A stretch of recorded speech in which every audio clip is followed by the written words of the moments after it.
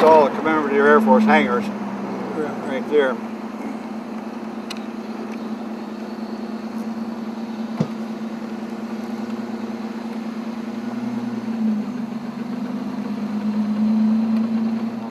Over here to your right.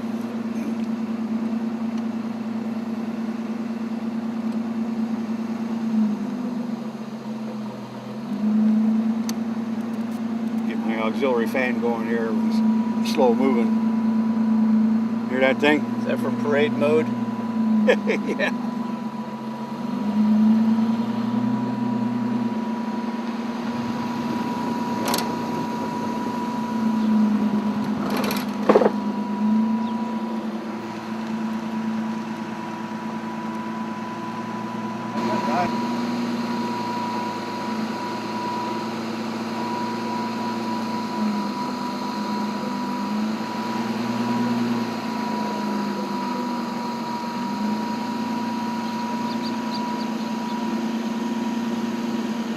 C-46. I know some guys that was working on that.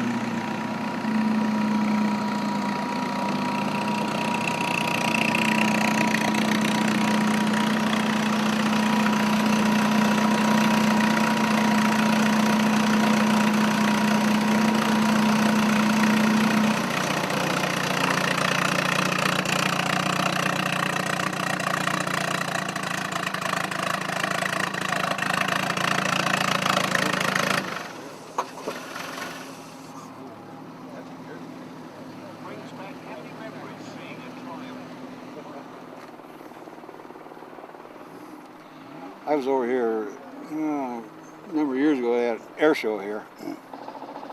We parked the cars underneath. I was parked over in here. I parked underneath the wing of an airplane.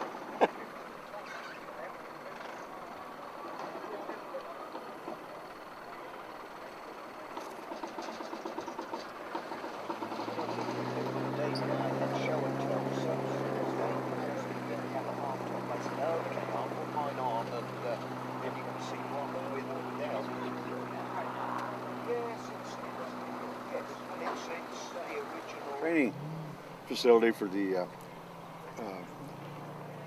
I think the Lockheed Lightnings, the P-38 Lightning fighter. It's a twin-engine fighter, and there's one that crashed around here someplace, and they found some pieces of it or something. Read about it. That this built strictly for that World War II training.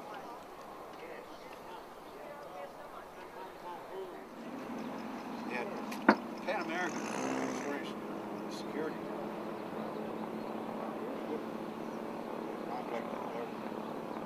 I got a friend who was on Pan Am Guard. We used to do some drinking together. He was guarding the president's plane.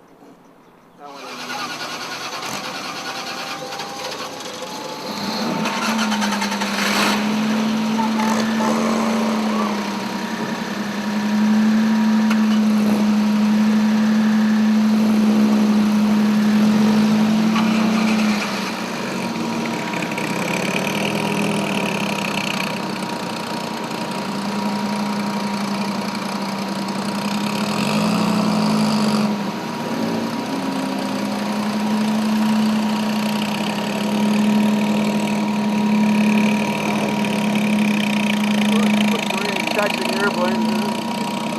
Don't tell me that.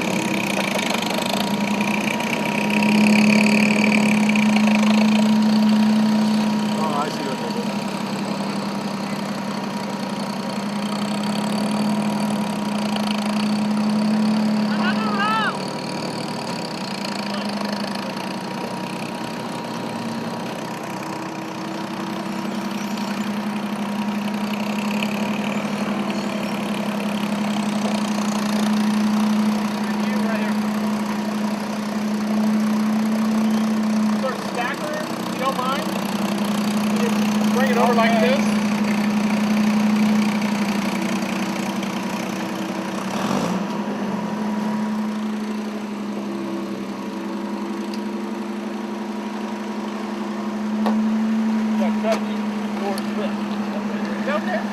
yeah, great. There we go. This is looking good. Here we go.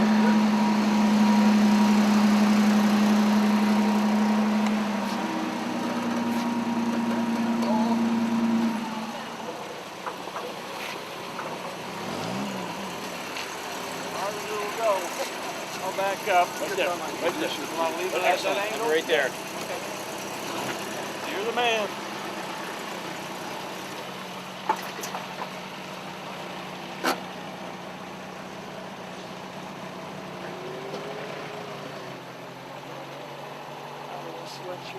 Jack doesn't want any red paint in his MG. It matched the piping. Put that Morgan over there. What can we put the Morgan?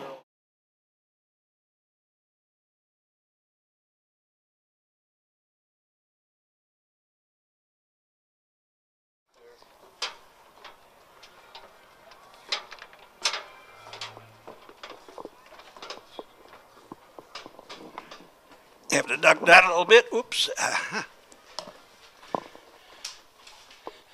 This is a real airplane. Oh, how about, can you tell us a little bit about the plane, Gino? Well, the C-46 was, this plane here was commissioned in 1944 and was used in several different theaters. Most of these planes were used in the Himalayas going across the hump.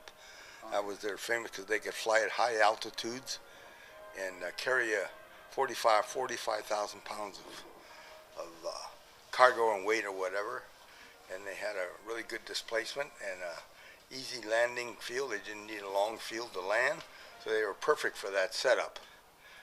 This particular plane was actually set up as an airliner configuration, but it was mostly all cargo. It was done a little extra heavy, this particular model here, and is still actually a flying airplane. The CAF keeps it in good condition, and it attended many air shows, and then been in many TV commercials around the country. Ford commercials and different ones that they've done in this plane.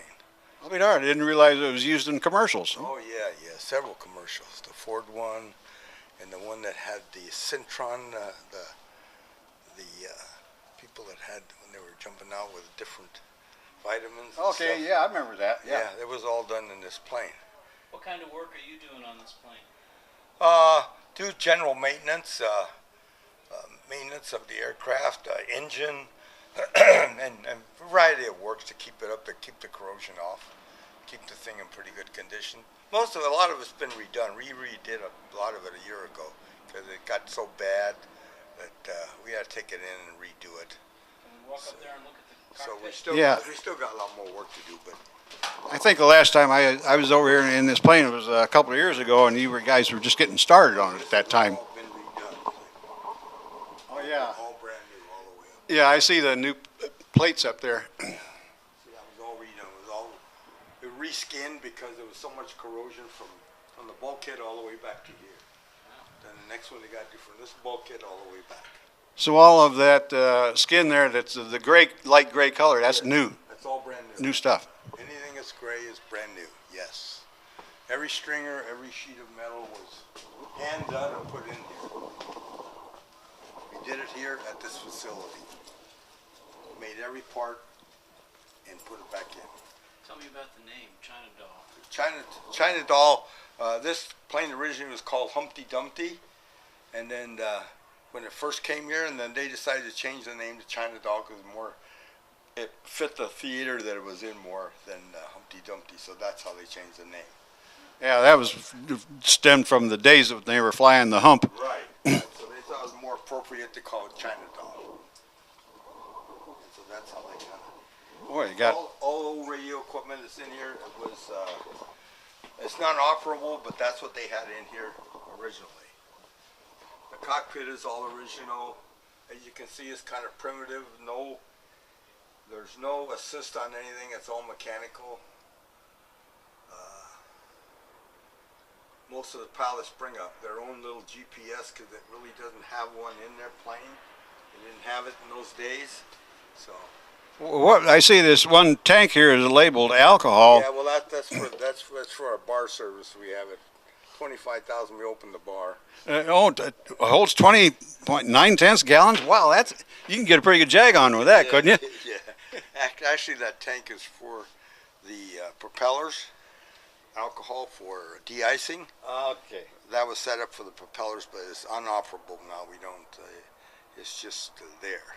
You don't have to worry about too much. I was going to say you have a lot of icing problems out Yeah, here. well, I mean, in those days they flew at high altitudes. Now we're limited at about 12,000 feet. So. When they used to fly the hump, they had to get some pretty high altitude there and go over the Himalayas, didn't they? Yeah. It had, this plane was, like I say, could fly at 29,000. They had it operable in those altitudes to go over the Himalayas. And of course they call it the aluminum highway because all the planes ran into weather and you could just follow the trail. See the aluminum on top of the hills where the planes had crashed. Oh, the wreckages. Yeah, because they lost 800 airplanes up there. Wow. Going across the Himalayas. So in other words, if you got one of the planes that used to fly that, you've got one of the rare ones that's left over. Not too many. There's a sister to this plane that North Carolina has got now. They're redoing it. The sister plane that was in Texas, and they bought it, and they hope to put it on the circuit in a year or so on the East Coast. And that's the only one in the United States that's flying. That's the only Wow. one that I'm aware of. I didn't realize they had a little plexiglass Yeah, they all have that. bubble up here on the top. Yeah, that Huh? was for navigators, for a Oh, sextant. for navigation Yeah, purposes. Yeah. Okay, I got that. It's a nav table. Like I said, they didn't have GPSs. Right. You had to shoot the stars. Everything was pretty primitive. And here's this plane was used for jumpers today. This is Special Forces out of Utah. This plane we jumped approximately about 125 jumpers a few years ago. And this is this plane here. They jumped out of it, they're climbing on, and they really enjoyed it. They insisted on using this airplane to do all their jumps. I see a date on there, June year 2000, huh? Yes. Well, that's not that long ago. I know. We did this. Here's the group, and here I'm jumping out. And I was on the plane when they did this jumping, so. Oh, that's pretty neat then, I'll bet. Yes, in fact, I have a picture at home with all these guys with their guns. They had full guns on here. And everything. It got so windy that we had to stop jumping because it got too windy. They were going all over the country. So. Wow. Yeah, it was very good. But they request this. The Navy SEALs do the same thing. They love to get this plane to jump out of. I wonder why this one would be so much better than any other type. Because it's historic.